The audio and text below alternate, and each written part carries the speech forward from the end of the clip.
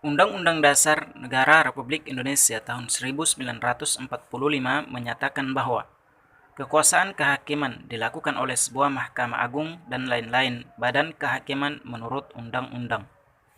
Selanjutnya, pernyataan di atas diperjelas oleh Undang-Undang Organik yang menyatakan bahwa kekuasaan kehakiman adalah kekuasaan yang merdeka untuk menyelenggarakan peradilan guna menegakkan hukum dan keadilan yang dilakukan oleh sebuah Mahkamah Agung dan badan peradilan yang berada di bawahnya dalam lingkungan peradilan umum, lingkungan peradilan agama, lingkungan peradilan militer, dan lingkungan peradilan tata usaha negara, dan oleh sebuah Mahkamah Konstitusi.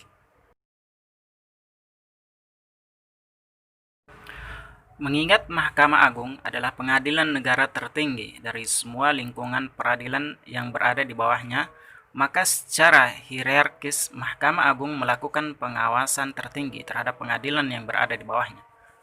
Pengawasan yang dimaksud adalah pengawasan yang meliputi pelaksanaan tugas yudisial, administrasi, dan keuangan.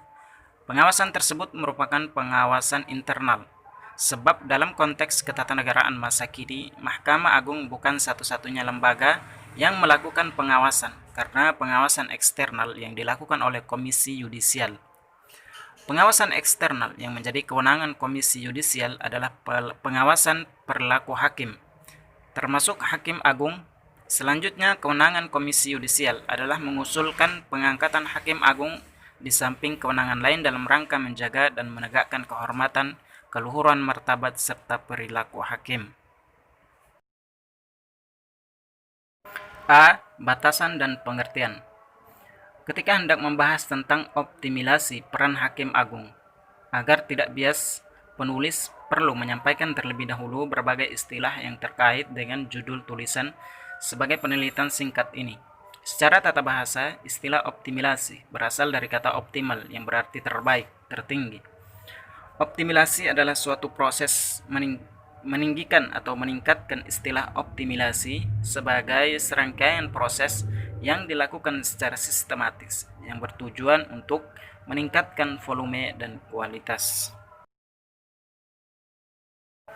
Dengan demikian, optimalisasi dapat diartikan sebagai suatu proses yang dilakukan dengan cara terbaik dalam suatu pekerjaan untuk mendapatkan kebaikan lebih, tanpa adanya pengurangan kualitas tugas yang harus dilaksanakan. Selanjutnya, istilah peran dalam konteks ini adalah perangkat tingkah yang diharapkan dimiliki oleh orang-orang yang berkedudukan di masyarakat. Istilah hakim sendiri menurut Hasbi As-Siddiqi terdapat dua pengertian, yaitu orang yang mengadili perkara di pengadilan dan orang bijak. Secara yuridis, hakim adalah pejabat peradilan yang diberi wewenang oleh undang-undang untuk mengadili. Menurut undang-undang lainnya, hakim juga diartikan sebagai pejabat peradilan yang melakukan kekuasaan kehakiman yang diatur dalam undang-undang.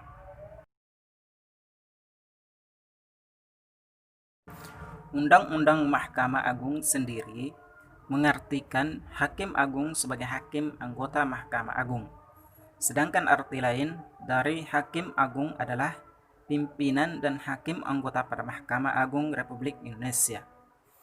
Hakim Agung ditetapkan oleh Presiden Republik Indonesia dari nama yang diajukan oleh Dewan Perwakilan Rakyat Republik Indonesia atau DPRD RI atas usulan Komisi Yudisial Republik Indonesia sesuai dengan undang-undang.